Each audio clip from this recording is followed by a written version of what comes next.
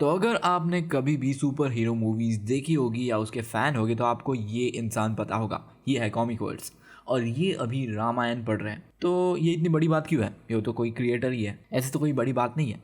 लेकिन ये बड़ी बात है क्योंकि सबसे पहली बात तो अगर आपने बहुत से लोगों को सुना होगा जो कि अपने आप को बहुत बड़ा हिंदू बोलते हैं, उन्होंने भी रामायण नहीं पढ़ी होती या फिर महाभारत नहीं पढ़ी होती। लेकिन एक क्रिएटर जो कि सुपर हीरो मूवीज़ बनाता है वो रामायण पढ़ रहा है। सोचो कितनी बड़ी बात है ये। ऊपर से वो रामायण का सबसे ओरिजिनल वर्जन पढ़ रहे हैं जो कि है वाल्मीकि रामायण। और बहुत सारी मूवीज़ या सीरीज़ बनी होती है जैसे कि रामानंद सागर की रामायण, वो बेस्ड होती है रामचरितमानस पर जो कि ज़्यादा से ज़्यादा 600 साल पुरानी है। लेकिन वाल्मीकि रामायण हज़ारों साल पुरानी है और इसी वजह से बहुत से लोगों को रियल स्टोरी नहीं पता। और ऊपर से जो नई रामायण आने वाली है मूवी, वो भी वाल्मीकि रामायण पर बेस्ड है। और अगर हम आज के यूथ को देखें तो उनमें फेमस है game of the thrones, star Wars या हैरी पॉटर जैसी सीरीज़, इवन इंडिया में भी।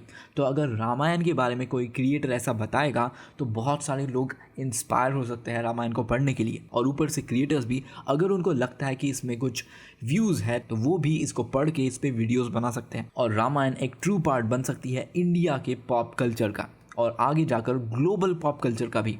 और मोहित या फिर कॉमिक वर्स इसके लिए बेस्ट इसीलिए है क्योंकि अगर आपने उनकी वीडियोस देखी होगी तो आपको पता होगा कि उनकी वीडियोस कितनी ज़्यादा डिटेल्ड होती है, कितनी इंटरेस्टिंग होती है।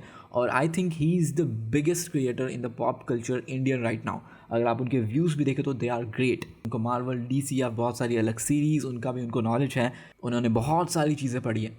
और अगर वो रामायण पर भी वीडियोस बनाते हैं तो ये चीज़ बहुत सारे जेनजी लोगों तक पहुंचेगी जो कि हो सकता है कि रामायण को कि वो देखिए या पढ़े इसमें कि क्या है इसमें ऐसा।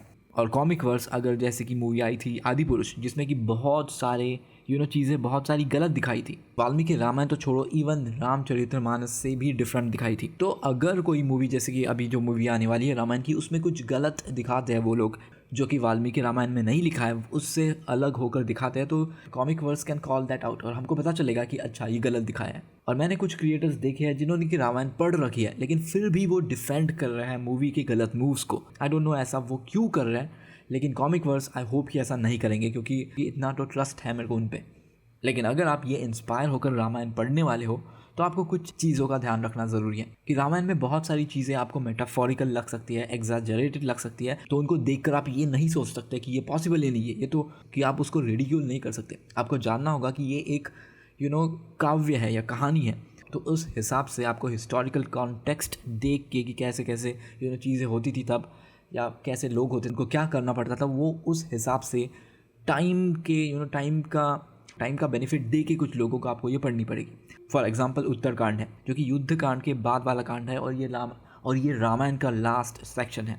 लेकिन बहुत सारे लोग मानते हैं कि ये बाद में ऐड किया गया था, तो इसमें जो सारी चीज़ें आएंगी वो भी हिस्टोरिकल कॉन्टेक्स्ट के हिसाब से उतनी ट्रू नहीं होगी, ऐसा बहुत लोग बोलते हैं। तो आपको ये चीज़ें भी ध्यान में रखनी होगी। इनको जानने के लिए आप बहुत सारे क्रिएटर्स या बहुत सारे ऑथर्स की बुक्स या पॉडकास्ट देख सकते हैं जैसे कि अमी गंतारा या फिर यशोदीप देवधर। इनका एक चैनल भी है 21 नोट्स नाम से, जिस पर कि इन्होंने पूरी की पूरी वाल्मीकि रामायण को एक्सप्लेन किया है, वो भी एनिमेशन का यूज़ करके। ऊपर से हाइपर क्वेस्ट जो कि एक यूट्यूब चैनल है, इनके साथ भी यशोदीप देवधर ने बहुत सारे Q&A सेशंस किए हैं जहाँ पर कि बहुत सारे लोगों ने अपने कन्फ्यूजन्स दूर भी किए हैं। तो आप वो वीडियोज़ भी देख सकते हैं। तो बस यही मैं बात आपको बताना चाहता था कि इनका ये बुक पढ़ना बहुत अच्छी न्यूज़ हो सकती है।